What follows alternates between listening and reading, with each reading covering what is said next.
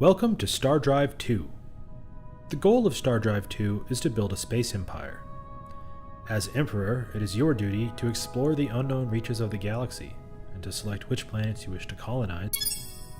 You are currently viewing the star system containing your home planet. You can also see your starting fleet, which contains a colony ship and an exploration frigate. Let's take a look at your home planet. Left-click it to zoom to the colony overview screen. The colony overview screen allows you to manage your planetary economy.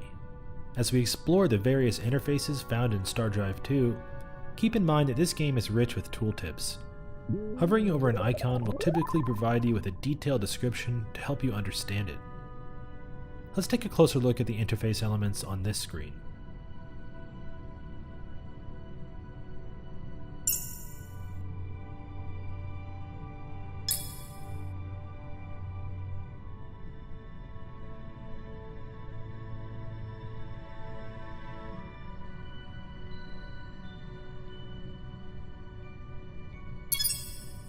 The Labor Allocation panel displays an icon for each citizen living at this colony and how they are employed, either as farmers, workers, or scientists.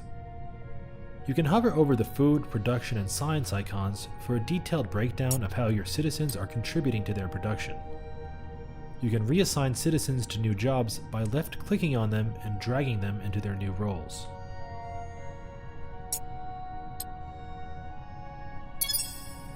Food is necessary to feed each of your citizens. Typically, one citizen requires one food per turn. Production is used to construct new planetary improvements and ships at this colony. Science is used to The upper panel displays the vital statistics of this planet. The size and climate of a planet determine its maximum population and how much food can be produced per farmer per turn. The mineral richness of a planet can range from ultra-poor. The population growth meter shows you how many turns remain until a new citizen is born on this colony. The number to the right of the meter indicates the growth rate.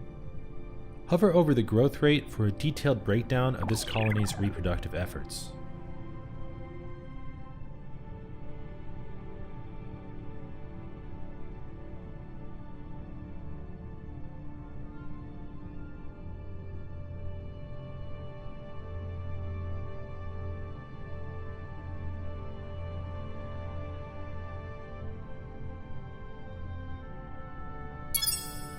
The money icon indicates the net profit or loss of this colony as expressed in BC or billions of credits. The approval icon indicates your approval rating at this colony. The ground forces panel shows you which troops you have stationed on this planet. Ground troops can be customized in the troop upgrade panel. The area in the upper right of this screen displays the top item in this. In this screen, you can manage the production of your colonies. On the left is a list of all of the buildings that you can create at this colony. On the right is a list of the various ships and special units that can be created. Left-clicking any of these items will add them to the build queue. Perhaps you could add a few military vessels to your build queue, or a new colony ship. Note that when you do, they appear in the bottom center panel. You can drag items in the build queue to rearrange their build order. Before we finish with this screen, you may notice the large hex grid occupying most of it. This grid displays which planetary improvements have been built here at this colony. You can mouse over any of them for a detailed description of the item, and you can left-click the item to scrap it if you so wish, which might be useful if you need to cut down on maintenance costs or raise funds quickly. When you're done here, right-click to return to the galaxy map.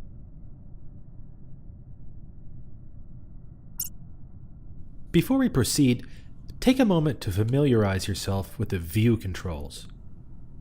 You can change your view using the W, A, S, and D keys, or by mousing to the edge of the screen. Zoom in and out using the mouse scroll wheel. Click the next button when you're ready to proceed, and I'll reset the camera to show you a few key concepts regarding fleets. At this level of zoom, you can clearly see your home system and the edges of your Imperial space. You can also see a number of unexplored star systems.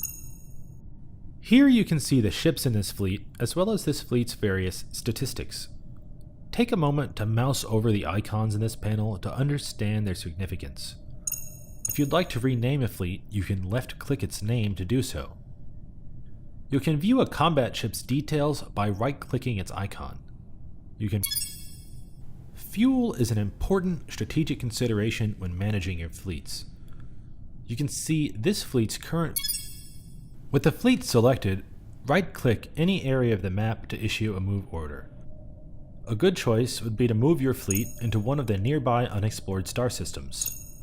And the final step before you can begin your game is to select your first research topic. You can do this by pressing F1. The research screen provides you with 6 different fields of study. You may choose to study a single choice within a single field at a time before leveling up that field of study. Choose carefully, as you will lose the ability to research skipped text in the future. Don't worry, you can still get those technologies, but you'll have to use diplomacy or espionage to do so. Make a research choice and close the screen to continue.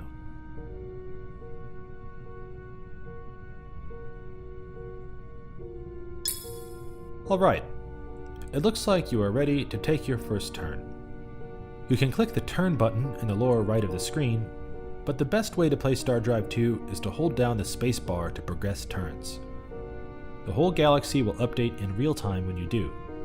There is no If you want to access some more detailed tutorial information, click the question mark icon in the upper left portion of the screen.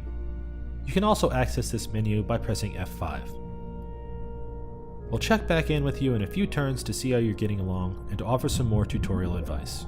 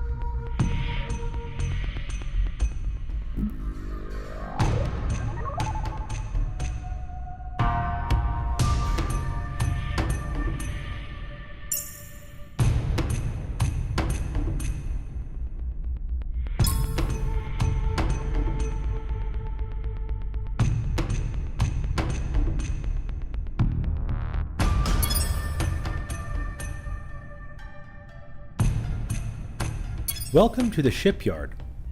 This screen allows you to customize the loadout and combat behaviors of your warships. On the right side of the screen, you can see all of the currently available ships. When you have a hull selected, a list of hulls have 5 sections: fore, aft, port, starboard, and center. Ship sec. The left side of the screen displays the ship.